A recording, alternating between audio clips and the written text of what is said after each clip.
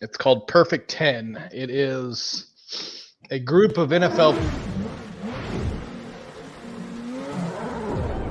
Here we go from Gateway. Joseph Newgarden gets the early jump. Trying to tuck in behind is Colton Herta. And now the McLaren's battling for position right behind. How about David Malukas in the red, white, and black car there around the outside as the caution flies? Yellow. For Benjamin Peterson, the number 55 AJ Foyt driver. Completely hit from behind. Here we go. On board with Ed Carpenter. Let's see. Yeah. Back to green. And Malukas is going to try to go around the outside of Pato O'Ward, side by side into one. McLaren teammates side by side behind him. Going. A lot of two-wide racing. You see Alexander Rossi, Felix Rosenquist in those orange, blue, and black McLarens. I'll tell you who made a great move is the rookie Linus Lundqvist in the 60 car was super aggressive. He's side by side with Will Power. Eilert, we understand, might have hit the wall as the crew member checks the right front suspension. Indeed, he did. Brushed it coming off a 2. Colton got high. Colton slid offline. Up he goes, and past goes O'Ward. Well, let's see. Let's see if Colton wants to hang it on the outside. No way. He said he's battling some understeer in that car. Have to look at what happened to Sato here. He goes low on Lundqvist, or is that Castroneves? That's Castroneves. Enters really low, picks up some understeer, and then just gets up high. O'Ward could try to pounce right here. Here he comes. Here we go. And this is for the effective lead of the race. Even though it is for 12th right now, the others ahead need to stop. O'Ward trying to slow down the oval dominance of Joseph Newgarden and break through. Yellow down here, yellow turn 2. And now Scott Dixon, as Sato goes around, has a huge advantage. Oh, Sato was trying to get to the wall a couple of times earlier, and it finally got him. Third time's a charm. A couple other cars in. You see Marcus Ericsson is in. Scott McLaughlin in at the bottom of the screen as Ericsson's got a problem there. Left rear of Ericsson was not on the race car. Canapino at the same time with an issue, and that's one of David Malukas' crew members expressing displeasure. Here's a replay of that coming to the pits. Oh! Almost got into Alex Palou. Here we go again. And Pato O'Ward is trying to go to the outside of Joseph Newgarden. Dixon gets a good start. Newgarden holds up for second. And there's David Malukas in that black and white and red car trying to find some spots. High side for Scott McLaughlin in the red and white machine, but it was 4 wide before, as we see now. Oh, they touched! Going for the lead. Pato O'Ward into 3. Can't make it happen. Hip check between O'Ward and Newgarden. How much risk does a championship leader want to take? Colton hanging it on the outside. Oh, look at Palou's hands. That thing's dancing down low. Both of them are working for it right now. This is a great little battle. And now Rosenquist getting the double draft. This is for 10th in the race, but could be for second on this strategy. And they're still glued together, side by side. Palou's answer to how much risk does he want to take? A lot. When you run that high line, it's a longer distance you got to carry, but you can sometimes just roll more momentum off the corner. That's why Colton was able to keep firing back, but they finally, Palou able to clear him. This pit stop crucial for Dixon to take him to the end. Tires go off, tires go right back on. They are loading the 9 up with fuel. They asked him if he want any changes to stop. He said, we're okay. His last stop, 126. It's now 64 laps to go for Dixon. If Newgarden's stuck in traffic, and I believe he is. Yes, he is. He is stuck right there behind Devlin DiFrancesco for Andretti Autosport, and he gets way high. Oh, no! He's going in. No! And Newgarden into the fence. Is coming to an end. Dixon is still probably going to cycle up to the front. Look of at the this field. action. Look at Malukas going 2 wide with McLaughlin. They touch. McLaughlin up in the gray. McLaughlin saves it. Back-to-back, Scott Dixon has done it again. Dixon wins at Worldwide Technology Raceway and keeps his championship hopes for number 7 still alive. Watch the PitNile.com Grand Prix of Portland, Sunday, September 3rd at 3 p.m. on NBC.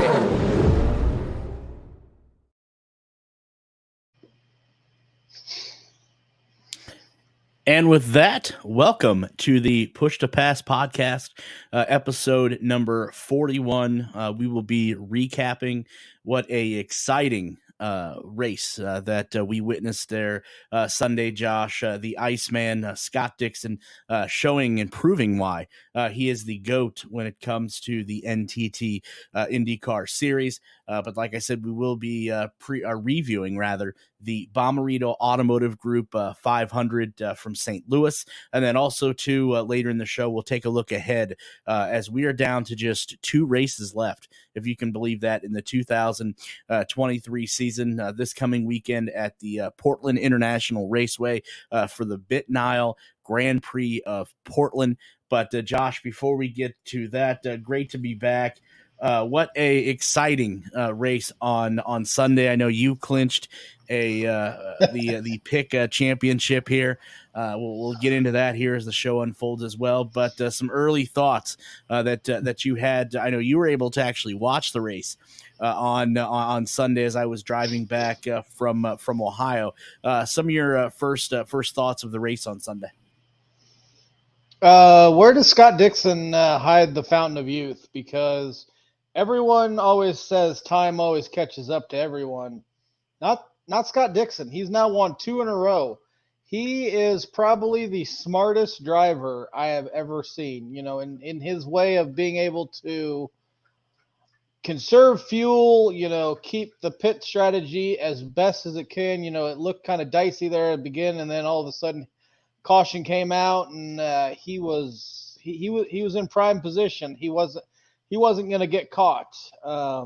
Newgarden looked strong to begin with, and then had a little bit of trouble and ended up in the wall. So he was not able to pull off the feat of winning every single oval in a single season. That would have been history making, I would imagine. It was quite a race. A couple of different things. Can pit crews actually stomp on other cars that aren't theirs? Kind of seems like there should be a penalty on that, but hey, I guess if a car is getting ready to hit you, you're allowed to defend yourself, I guess. But the Bommarito Automotive Group 500 was a fantastic race. I'm always a big oval fan, so it did not disappoint. It definitely did not disappoint. I will say that. Yeah, you're absolutely right. We going into it.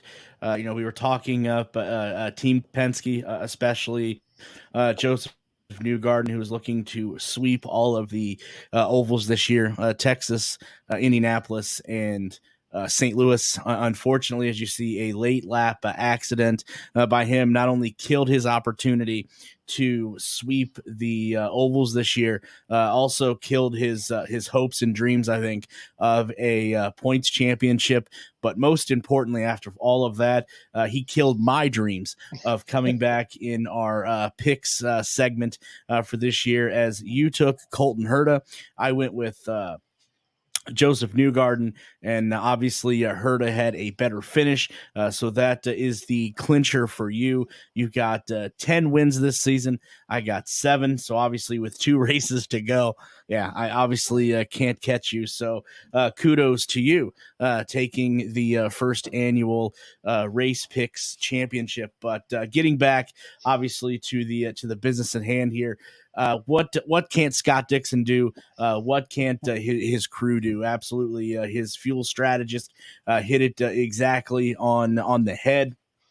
Also, too, it takes a little bit of luck as well. And Scott Dixon now, that makes 2 in a row, I do believe. So he is on a roll. He has shrunk his teammates' points lead down to, I think, 74. I do believe, with 2 races left to go. So Dixon still has a little bit left, still has a little bit fight left. Obviously, points championship, and we'll get into to those here as well. Is a 2-horse race, so to say, with both Chip Ganassi drivers. So obviously, it's safe to say that a Chip Ganassi driver is going to win the points championship, with Alex Palou, like I said, leading Scott Dixon there by 74 points. But let's take a closer look into what unfolded there this past Sunday at the Bommarito Automotive Group 500. Like we said there, Scott Dixon does make it 2 in a row with his win on Sunday. Let me see if I can get the screen correct here. Is that the one I want? No, it's not. Here it is. This is it right there. There we go. Like I said, Scott Dixon making it 2 in a row. That is now 55 wins in the career of Scott Dixon, if you can picture that. But like I said, there has been no driver in the history of the NTT IndyCar Series who makes the improbable possible more than the Iceman, Scott Dixon. And again, he showed it on Sunday at Worldwide Technology Raceway in Madison, Illinois. The 6-time series champion showed every bit of his masterful ability, as Josh said, to save fuel and navigate traffic to pick up the win at the Bommarito Automotive Group 500, presented by Axalta and Valvoline on Sunday in his number 9 PNC Bank Chip Ganassi Racing Honda, earning his 55th career victory and second win this season on, like we said, second in a row. Dixon just needed 3 pit stops due to saving fuel and at least one fewer than the other 27 drivers in the field. That strategy was born from necessity since Dixon started position P16 in the 28 car field after accruing before the race a 9-spot grid penalty, which I really thought was going to hurt Josh his chances when I seen this penalty pop up earlier in the day. For an unapproved engine change after the race at the Indianapolis Motor Speedway road course. Obviously, the Gallagher Grand Prix on August 12th at the Indianapolis Motor Speedway road course. He also won that race, if you remember back, by saving fuel and mastering strategy after being spun into the infield grass during a lap 1 incident. Quote, all of these guys, man, Dixon said about his Chip Ganassi racing crew. Chip steers the ship. We took a pretty good grid penalty today. We had to go to an alternate route, and it worked out perfectly. The team was perfect. They gave me the fuel number I needed to get it done. So massive thank you to everyone on the PNC Bank number 9 crew. Pato Award, who was definitely had a roller coaster type of season, still looking for that first win of the 2023 season. Again, finished the bridesmaid spot, P2 in his number 5 Arrow McLaren Chevrolet. He was followed by David Malukas, which is best finish of the year in P3 in his number 18 HMD Trucking Honda, fielded by Dale Coyne Racing with HMD. Award and Malukas were the only drivers on the lead lap with Dixon. Josh, I don't know if you caught this or not on Sunday, but Dixon's margin of victory on Sunday was 22.225 seconds, which was the biggest for an IndyCar Series race on the 1.25 Worldwide Technology Raceway Oval. I did see. Oh, that was very impressive. I did see. They said he was pretty much 5/8 of the way back around the track before second was able to even get across the start finish line, which is that's crazy on an oval. You would never think. I mean, you could think on a road course or or a street course that could happen, but on an oval, it just, especially with it not being. I mean, I know it's a bigger oval than some, but not that wasn't a very big oval. So that was a masterful way to finish off the race, winning by that much. Yeah, absolutely. An award after the race just basically said, Scott Dixon did Scott Dixon today, and it seems like that happens quite frequently when you talk about the GOAT. When they were telling me on the radio, the 9 car is trying to make it to the end. He's going to make it until the end. I was happy with the strategy today. I was happy with my car, but Scott Dixon. Dixon also kept his hopes alive for his record-tying 7th series title with the victory as he trails series leader and Chip Ganassi Racing teammate Alex Palou by just 74 points with 2 races remaining.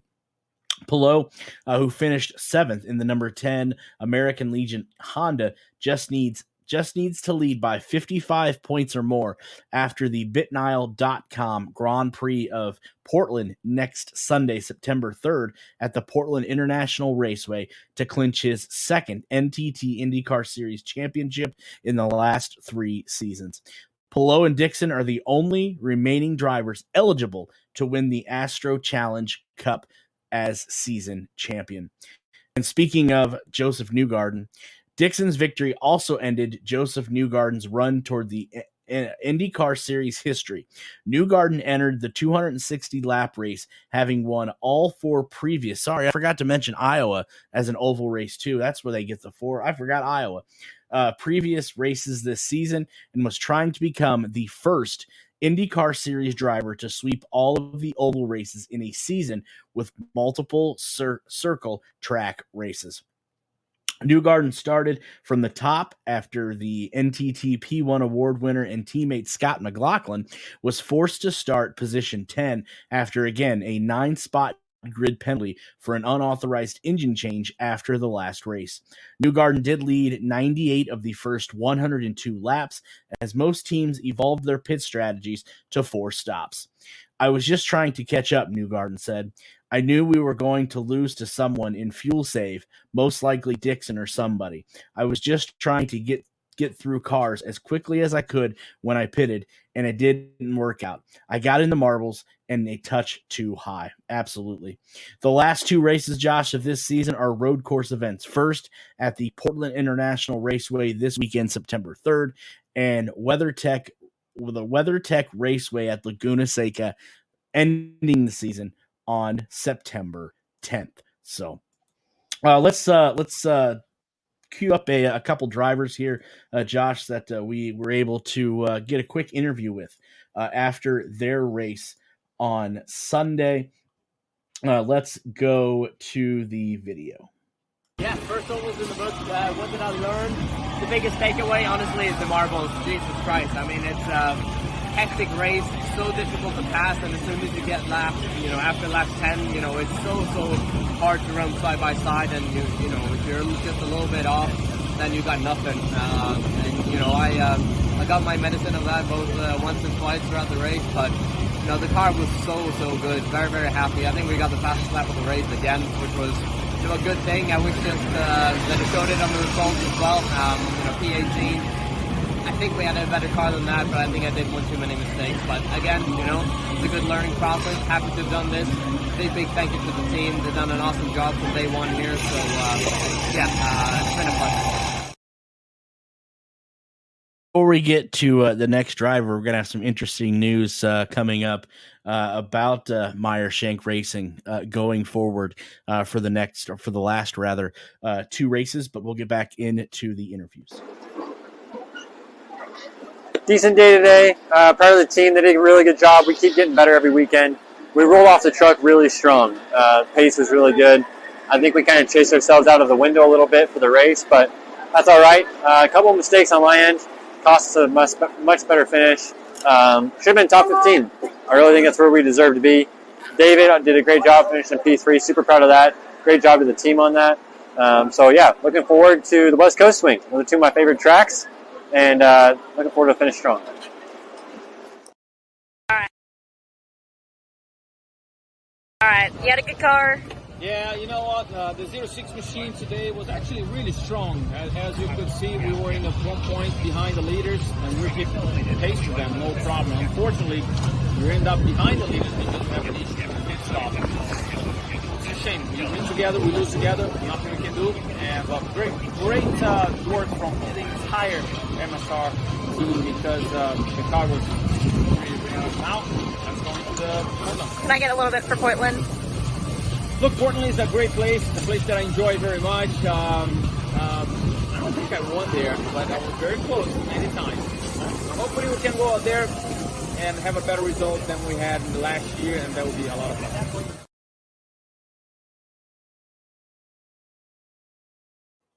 Good stuff there as always. Thank you to Linus Lundqvist, Josh's favorite driver there, Stingray Rob, and Elio Castroneves for stopping by and give us a little bit of insight into their race weekend for sure.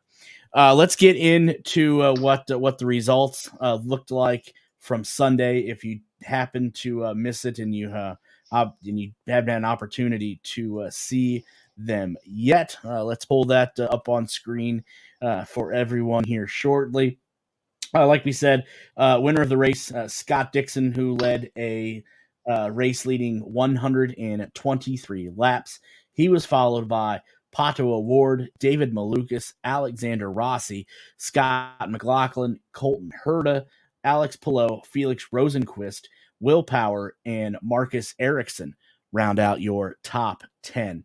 Then it was Renus VK, Roman Grosjean, Santino Ferrucci, Ryan Hunter-Ray, Kyle Kirkwood, Connor Daly, Christian Lundgaard, Linus Lundqvist, Devlin DeFrancesca, and Graham Rahal round out your top 20. Following them, Stingray Robb, Augustine Canapino, Elio Castroneves, Ed Carpenter, Joseph Newgarden, Takuma Sato, who had a contact accident early in the race that ended him, Callum Ilott, and then poor Benjamin Peterson finishing 28th, not even being able to complete one lap. So with all of that said and done there, Josh, down to 2 races and the points standings a little bit tighter as we get into Portland this weekend. Let's take a look at the point standings here. Again, Alex Pillow still your points leader, but Scott Dixon trying his damnedest to close there in second. Then it's Joseph Newgarden, Pato Award, Scott McLaughlin, Marcus Ericsson. Some news coming up on him. Will Power, Christian Lundgaard, Alexander Rossi, and Colton Herta are your top 10. Then Kyle Kirkwood, Roman Grosjean, Felix Rosenquist, Graham Rahal, Renus VK, David Malukas, Callum Ilott, Santino Ferrucci, Elio Castroneves, and Marcus Ericsson round out your top 20. Then it's Augustine Canapino, Devlin DeFrancesca, Jack Harvey, who was let go by Rahal, Letterman, Lanigan Racing this week, Connor Daly, Stingray Robb, Benjamin Peterson, Ryan Hunter-Ray, Simon Pagenaud, Takuma Sato, Ed Carpenter, and Linus Lundqvist round out your top 31. So a lot of movers and shakers, Josh, a lot of points being divvied out here. 2 races left to go. Scott Dixon obviously has a huge hole to climb here, 74 points. But you know what? If Dixon has taught us anything these last 2 races, don't ever count out the Iceman and the number 9 PC Bank team. When thinking of his chances, I think of Dumb and Dumbers. So you're telling me there's a chance. There's a slim chance. Basically, Pillow would have to, in the next race, finish almost and get the minimum amount of points. So second or lower, I believe. I was listening to Trackside on the way home, and they were giving out the scenarios. Of course, Dixon would almost have to win both of the last 2 races in order for this to happen. And Pillow in the last race would have to finish in the lower half, somewhere about 15th or lower, for Dixon to have the chance. So I mean, we've been saying it all along that Pillow has this wrapped up, but Scott Dixon just keeps making it a little more difficult to believe in that. But I still have hope. I don't have hope. I'm pretty sure Pillow's going to win this, because Pillow, the entire day they didn't really talk about him too much. He hung around the middle of the pack and ended up with a 7th place finish, if I'm not mistaken. He was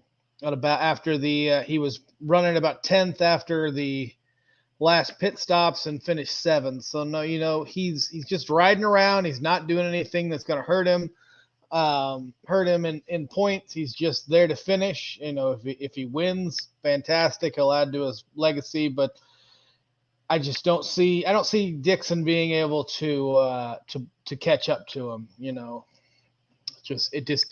doesn't seem to be possible. But Dixon's giving it the old college try. I will say that, coming up with these last two wins towards the end of the season. So two pony race, but one pony's about a mile away. He was 2 miles away. He's about a mile away now. I don't think Dixon's catching him. You know, we were ready to hand Pelot the points championship, the Astro Cup, but Scott Dixon, being the veteran that he is, ice water in his veins, he's not just going to hand over that cup to Alex Pelot, to his teammate. So, you know, things have gotten quite interesting, especially if one of those scenarios plays out to where it comes down to Laguna Seca in a couple weeks' time. You know, I would love to pick the brain of Chip Ganassi, and what does he do? Does he give the order to, you know, just let him duke it out, or is one or the other? So definitely going to be interesting to see if one of those two scenarios plays out, and how the biggest person, Chip Ganassi, how he handles that, since both of them are his drivers. We will be joined later in the show, as always, by Mike to get his take on the betting aspect of last weekend. I can't imagine how much money he may have lost with Joseph Newgarden, and then looking ahead to Portland this weekend. But before we do that, we do have to pay a couple bills. So let's give a shout out to a couple sponsors here of the show that have been here and that have stuck by and are great friends and great assets here at the Push to Pass podcast.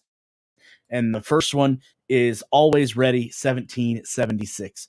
For any patriotic apparel, headwear, and much more, go check out Always Ready 1776 at alwaysready1776.com.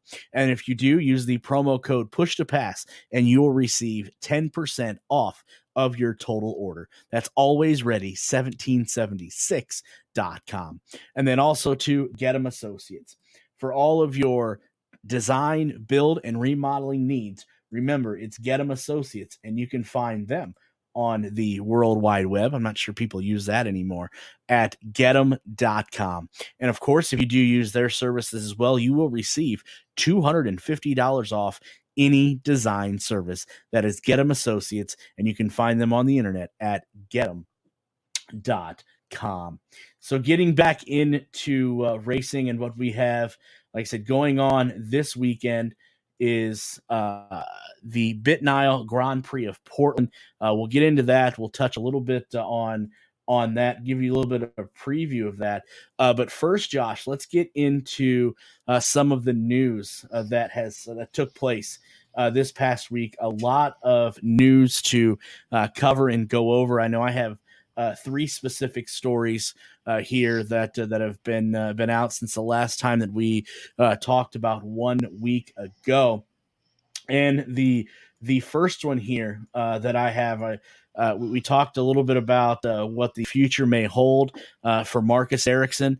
We all thought that it was a good possibility that Marcus ends up at Arrow McLaren next year. Well, we had the A part right, but it's definitely not Arrow McLaren, as it was revealed this week that Marcus Ericsson will be joining Andretti Autosport in 2024. So what a young core that Andretti Autosport is building over there with Marcus Ericsson, who's already won the Indianapolis 500. Colton Herta, who's hungry for a win. And then don't forget about the success that Kyle Kirkwood has had this year as well at Andretti Autosport. But as we talked about, one of the two major dominoes for the 2024 NTT IndyCar silly season has fallen. Marcus Ericsson has been looking for a payday, and it looks like, Josh, he finally got one. Ericsson has been confirmed as Andretti Autosport's newest IndyCar driver and will join the team at the end of the season on a multi-year deal. The 2022 Indianapolis 500 winner will be bringing his oval success and leadership abilities that he learned from Chip Ganassi Racing to a team, as we said, with a young core with the likes of Colton Herta and Kyle Kirkwood, who are both seeking their first oval wins. It's unclear at this time if Roman Grosjean, who is out of a contract with the team in September, will continue. Also, don't forget Devlin DeFrancesca could be out of a ride at Andretti Autosport next year as well, so keep that name as well. Quote, like everyone else, we have paid close attention to Marcus's success in the NTT IndyCar series and have been impressed with how quickly he proved that he belonged with the front runners in what is arguably the most competitive IndyCar field ever, said team owner Michael Andretti. It's no secret that we want to continue to win races and championships, and to do what we need, drivers like Marcus, who have the natural talent and determined drive. We are excited for the winning mindset that Marcus brings to the table, and I'm eager to see what next season has in store for us.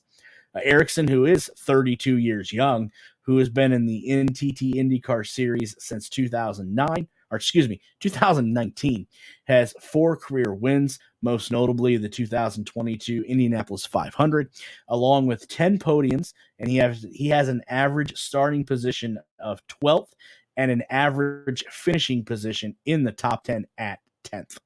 Quote, I am very happy and proud to be joining Andretti Autosport next season, Ericsson said. Andretti is one of the most legendary names in motorsports, and it is definitely a dream come true for me to join this team. I want to thank Michael and Dan Torres for putting their trust in me, and I cannot wait to get to know everyone in the organization. It's very exciting, the new chapter in my career, and I'm really looking forward to getting to work, achieving our goals together. Exciting times are ahead, and I am thankful for this opportunity. And then interesting words that his former boss, Ericsson's former boss, Chip Ganassi, tweeted out right after that. Quote, Chip Ganassi Racing wishes Marcus Ericsson all the best in his future endeavors. In his time with CGR Racing, the number 8 team secured 4 victories, notably the 106th running of the Indianapolis 500. Chip Ganassi Racing looks forward to finishing the year strong and remains dedicated to upholding our winning tradition. The team will announce driver updates in due time. Now, there is a lot, Josh, of chatter going around who could be in that number 8 seat next year. And I do believe nothing has been confirmed yet, but all indications point to the driver that is currently was driving for Meyer Shank Racing, Lunas Lundquist, is going to be the one that fills the number 8 ride next year at Chip Ganassi Racing. But first, I want to get your reaction and thoughts when you found out Marcus Ericsson, who we all knew was probably going to jump ship more and less, decided on Andretti Autosport for 2024.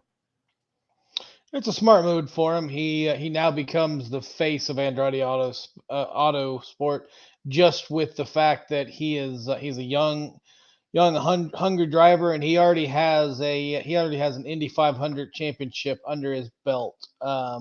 He knew that if he stayed with Chip, that he was not going to be the man. Alex Palou was going to be the man, especially if and when Alex wins his second NTT world IndyCar championship. So he saw an opportunity to go to a famous, well-respected team and become the face of that team. Kirkwood's there. Kirkwood's got a win or two under his belt, but he doesn't have that cachet of having an Indy 500 under his belt. So it's a smart move for him. He's going to get paid. Hopefully, Roman Grosjean, if he is out of a ride, that he can bounce back and find a ride. But great pickup for Andretti. Great pick for Ericsson, and very nice words from Chip Ganassi Racing. Endorsing him, and that he could have been bitter that he was leaving, but he was very gentlemanly in his praise of Marcus, and that shows a lot of class. Yeah, it absolutely does. And I was, I kind of thought Ericsson would end up maybe at Arrow McLaren, since it's obviously well known now that Alex Palou is not going to be joining that group next year. So yeah, and then you bring up a great point too. What happens to Roman Grosjean? I know, we're in a sport, we're in a business that the motto is, "What have you done for me lately?" And outside of the success that Roman Grosjean had when he broke in with Dale Coyne and then moved over to Andretti Autosport, Roman Grosjean really hasn't had a lot of success at Andretti Autosport, and like I said, his contract's up at the end of the year. Where is he going to be? Because like I said, right now there are 3 spots that are filled at Andretti Autosport, obviously with newly signed Marcus Ericsson and Colton Herta in the number 20, number 27, and then Kyle Kirkwood in the number 26. So like I said, that's going to leave Roman Grosjean open. Is that where Marcus Ericsson slides into? We don't know. Or does Marcus Ericsson slide into the number 29?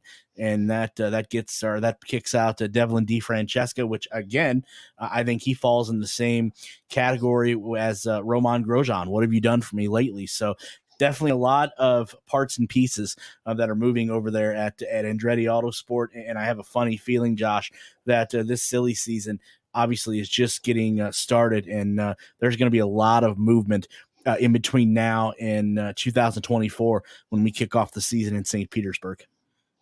Oh yeah, definitely. There's people going to be on the move. We're still waiting on definitive proof, or where is Palou going to go? He's not going to go to Arrow McLaren. Is he going to stick with Chip? I've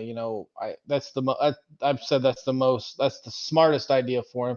Why leave the table when you're hot? You don't ever leave the table when you're hot. So don't leave. Don't leave. And we'll see. We'll see how all the drivers turn out. I have no idea how it's going to turn out. It's like you said, silly season. We know a couple of drivers that are locked in. I'm wondering if the fact that Arrow has not won a race this entire year did that figure into Ericsson's decision. Arrow McLaren is an up and coming, and are they a flash in the pan? Where they were good for a short time, and they haven't had any results. Yeah, you've had seconds and thirds, but you have not had a win this year, and that is not good for organizations that are on the rise, on the up and coming. But can't wait to see how all the dominoes fall, and we'll be right there reporting on all of them.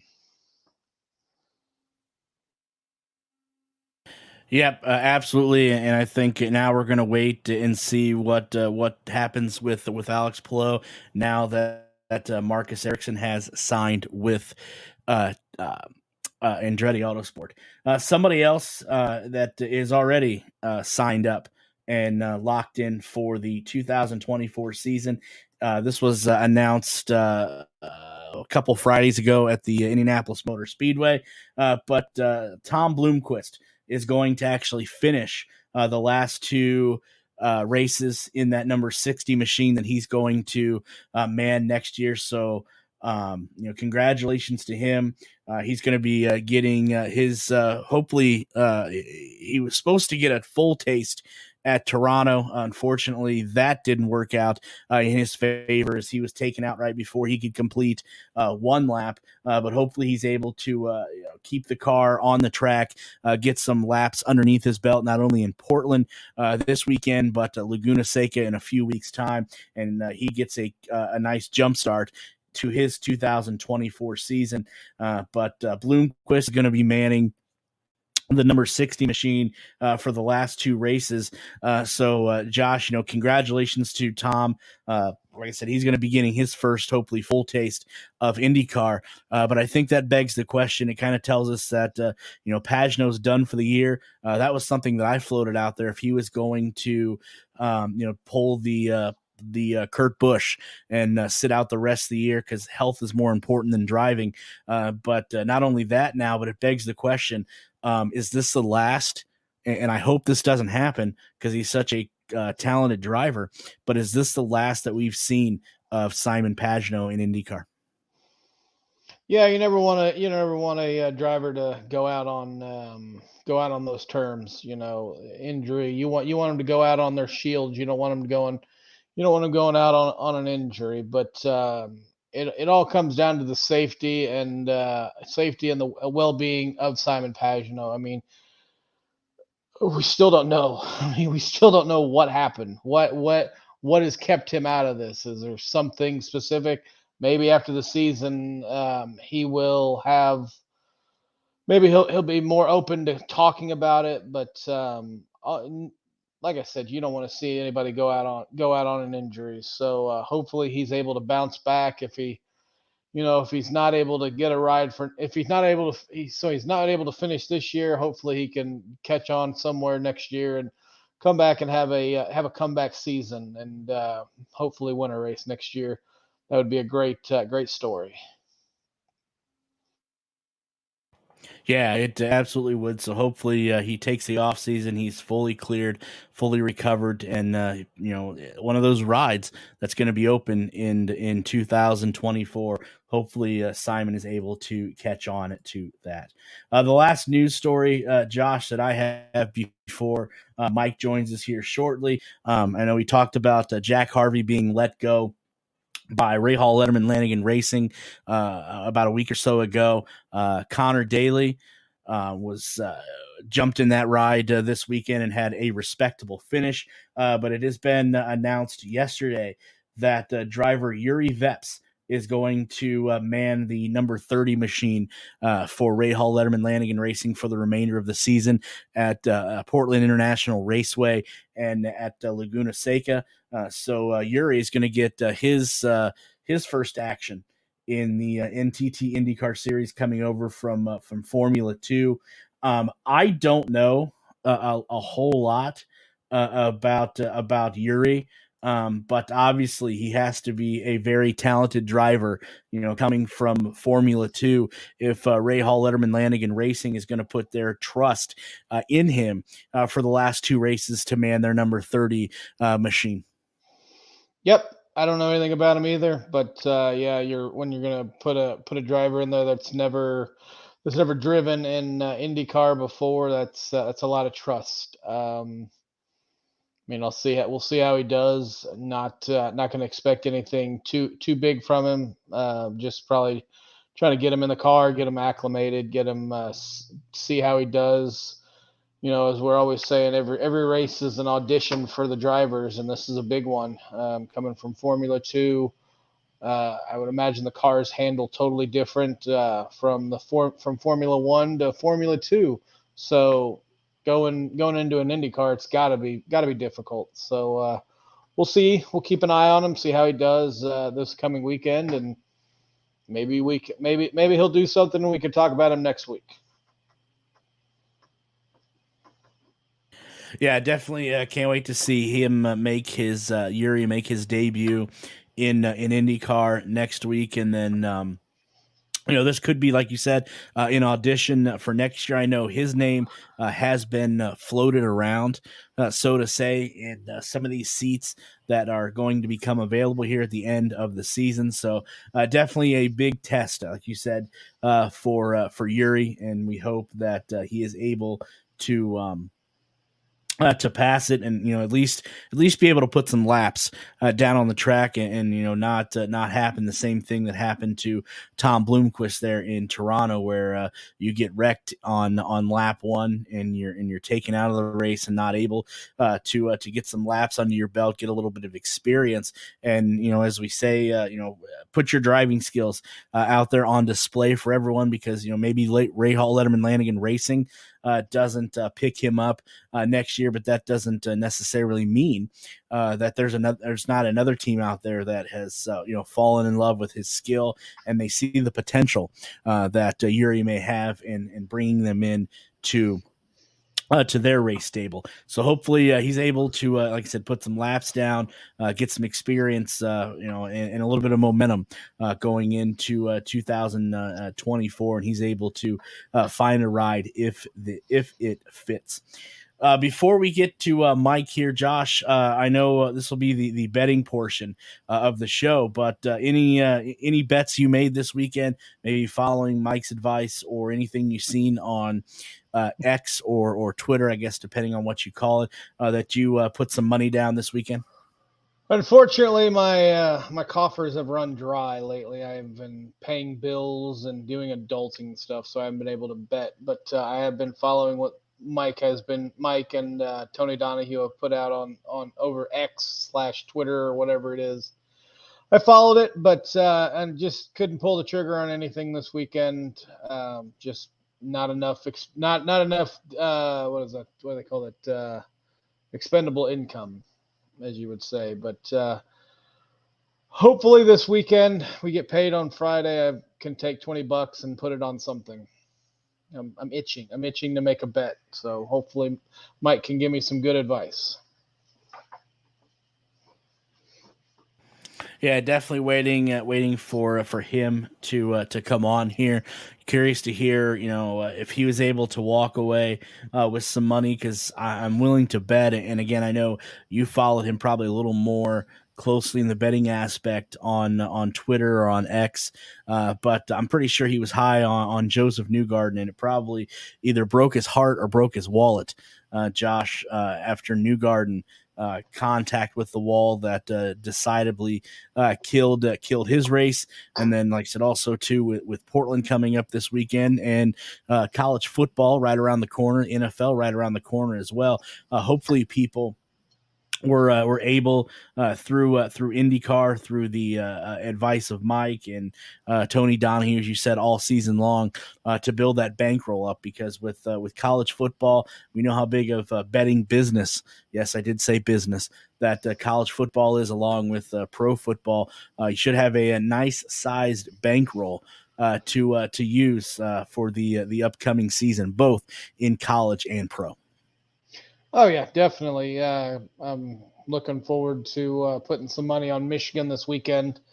Maybe I'll make the money on Michigan and then put it on IndyCar on Sunday. One thing I wanted to add, we didn't talk about on news and notes. I had talked to, and you driving back, you may not be able to hear what happened.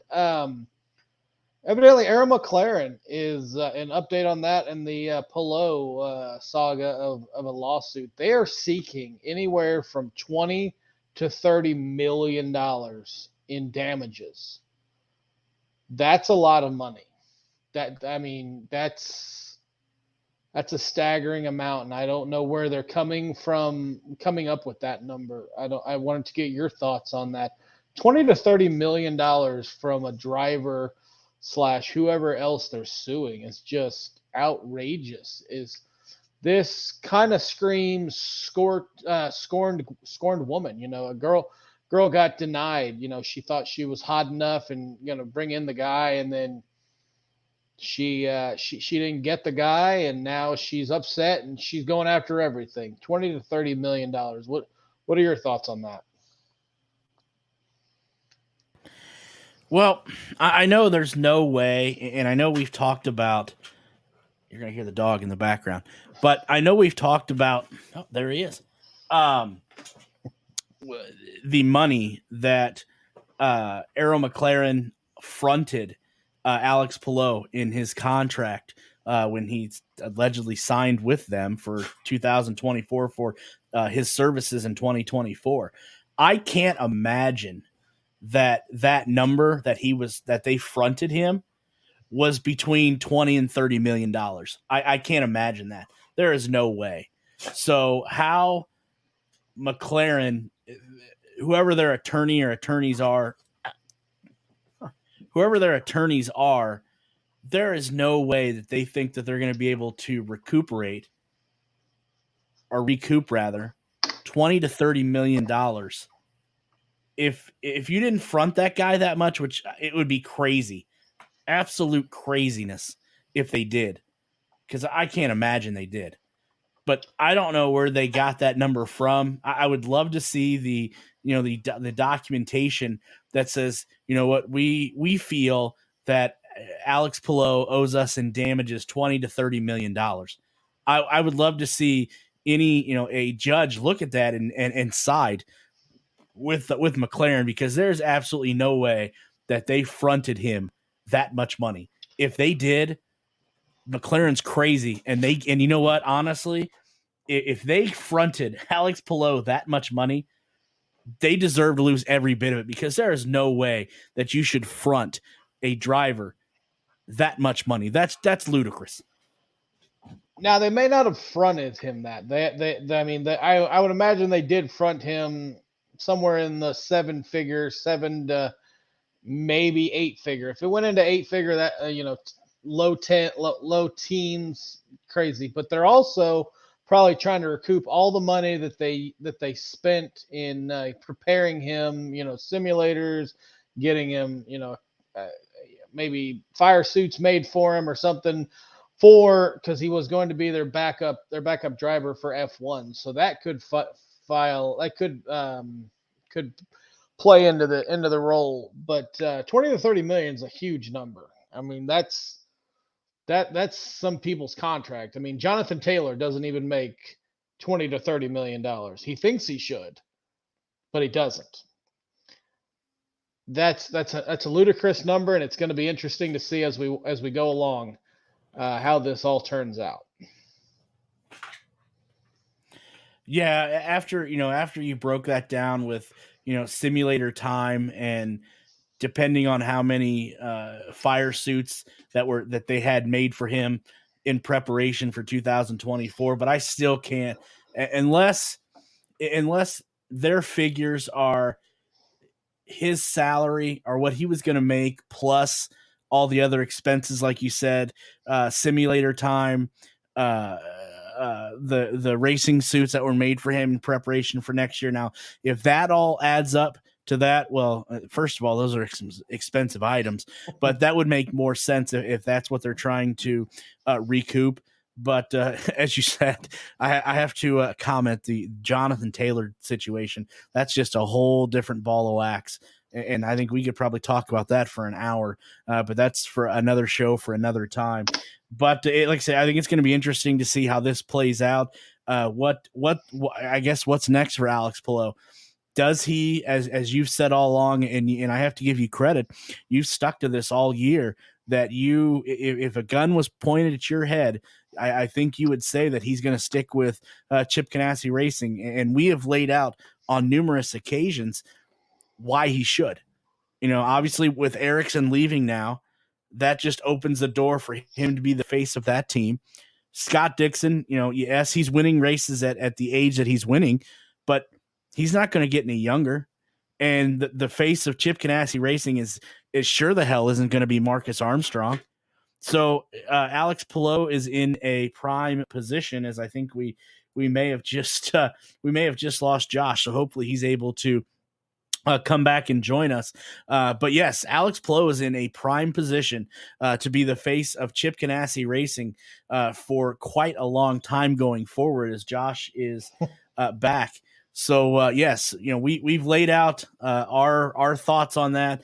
Josh has stuck to his guns all year, doubting Alex Palou leaving Chip Ganassi Racing, and now with the news of Marcus Ericsson leaving for Andretti Autosport next year, Josh, I think that just hammers home your point even stronger, that why Alex Palou is in a prime position to be successful at Chip Ganassi for the next 5 to 7 years. He's going to be the face of that team. So why leave? Definitely. Why leave? Why go somewhere else that you're going to have to start over? And you're the face, Scott, like you said, Scott Dixon's not getting any younger. He's still winning races, but he's not getting any younger. Be the face, if you could be the face of Chip Ganassi or Penske or Andretti, those are the three big teams in IndyCar, and you could be one of the biggest names out there, just keep building your keep building your brand, as the new folks would say. Jimmy Johnson built his career and he stuck with Hendricks the entire time. Most all the time he was there for all 7 or 8 championships that he won. He never left because he knew, when you got a good thing, why leave? Why leave the guaranteed sure thing? So that's why I never thought that he was actually gonna go to McLaren, and that's why I always questioned why would he leave, and I think I'm vindicated. And when that announcement comes out, I'll hold my hands up in the air and cheer for myself because I was right. Well, it hasn't been fully announced yet, but what I can tell you, and this was actually a little bit of research. I think was it last week? I do believe that I found this, but I have to give it up to somebody in IndyCar Nation that put together a amazing, I guess you could say spreadsheet. I guess, but she laid out all of the basically teams for Honda and Chevy going into the 2024 IndyCar silly season, which I did tweet out. And believe it or not, and I don't know if I can make this any bigger. Let me see if I can, because there's actually news on Alex Palou. Now, I want to see if I can make this bigger for everyone, but I don't think I can. It looks like we may have lost Josh again, so we may have to wrap things up. But I want to try to get to this real quick because actually, and it looks like I may not be able to make it bigger, but it hasn't been announced yet. But there's a lot of indications that Alex Palou has signed a 1-year extension with Chip Ganassi Racing. Now, Josh, I know you just got back here. This hasn't been announced yet, but he does have a 1-year contract extension with Chip Ganassi Racing.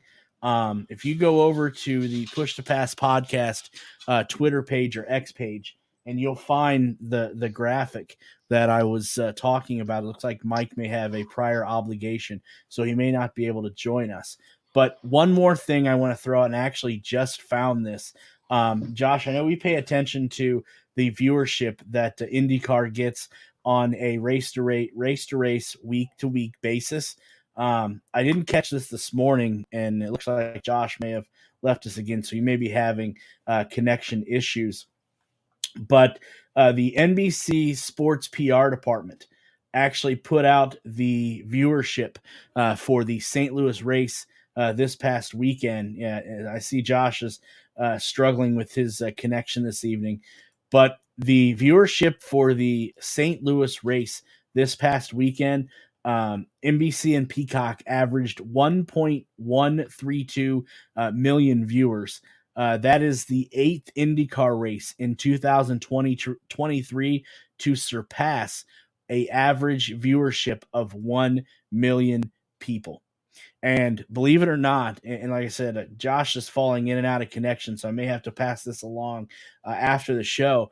But this season, this 2023 IndyCar season, is currently the most watched viewership-wise IndyCar season since 2008. So, it's catching on slowly but surely. The sport is growing, and that's positive. That is what we've been asking for. That's what we've been hoping for all year, was to see this sport grow and to see more eyeballs on this sport. So definitely good sign of things to come, as I think Josh may have given up for the night, and I don't blame him, because I've had obviously those same issues having connection issues there as well. So that does do it for this episode of the Push to Pass podcast, episode 41. We'll be back in 1 week's time to discuss and review this weekend's race at the Portland International Raceway, the BitNile Grand Prix of Portland. So until then, for myself, Josh, and everyone else that makes up the Push to Pass podcast, we will be back in 1 week's time to discuss what took place at the Portland International Raceway. So until then, so long, everybody.